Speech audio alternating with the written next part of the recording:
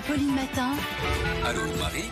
Allô Marie, c'est une question de Nicolas ce matin qui devait partir en vacances dans les Caraïbes en février. Non, pas Nicolas Poincaré, un autre Nicolas. Nicolas qui a réservé effectivement une semaine de vacances pour aller à Curaçao, une petite île des Caraïbes du 20 au 27 Oh là là, je comprends qu'il se mettait à février. rêver Nicolas. Au départ de Paris, comme vous le savez, c'est désormais interdit de voyager à l'étranger hors Union européenne, sauf motif impérieux. Mais l'agence de voyage de Nicolas a trouvé la parade. Elle lui propose de partir d'Amsterdam au lieu de Paris. Et Nicolas voudrait savoir si c'est légal. J'ai donc posé la question à la DGAC, la Direction Générale de l'Aviation Civile, qui affirme que oui, c'est possible, à partir du moment où Nicolas respecte les règles sanitaires du pays de départ et d'arrivée, et donc les Pays-Bas. Alors, quelles sont ces règles ?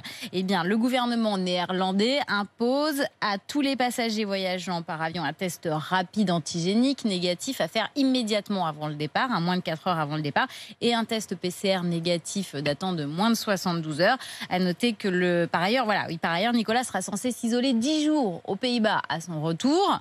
Donc ça peut être quand même un peu contraignant. À noter que le pays déconseille fortement tout voyage jusqu'à fin mars. Et il n'est pas exclu que les règles évoluent du jour au lendemain. Il y a d'ailleurs plusieurs destinations qui sont interdites d'entrer aux Pays-Bas, comme l'Angleterre ou l'Afrique du Sud. Donc c'est quand même un peu risqué, à mon sens. Et puis si il n'accepte pas de partir d'Amsterdam, est-ce que Nicolas peut exiger un remboursement ? Alors, il faut savoir que les agences de voyage ont le droit d'apporter des petites modifications à un contrat dès que ça n'a pas d'impact réel sur le séjour. Dans ce cas-là, le client est obligé d'accepter. Par contre, si l'agence fait des modifications importantes qui vont avoir un impact sur le déroulement des vacances, il peut refuser. Et là, c'est le cas.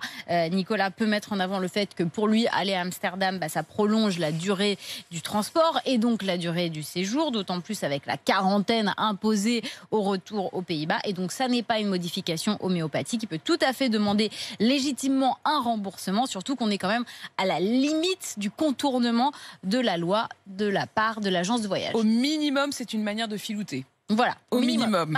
Et à Amsterdam, ils imposent une quarantaine quand on revient. Je ne crois pas que ce soit le cas en Allemagne. Donc, ils pourraient par contre demander à partir de Berlin ou de Francfort. Et sans doute, il y a d'autres agences de voyage qui le font depuis d'autres destinations. Et qui sans doute le font. Êtes-vous prêt à contourner les lois pour partir en vacances ? Je vois que ça fait hurler Charles. Non, parce que il y a la règle et puis il y a l'esprit de la règle. Si on nous incite à ne pas voyager au bout du monde, il y a un sens quand même à tout ça. C'est pas juste pour nous embêter. Exactement. Soyez responsables, nous a demandé Jean Castex. Et Charles, vous avez raison, vous dites... Si tout le monde filoute, on s'en sortira pas. Si tout le monde filoute, on s'en sortira pas, c'est clair.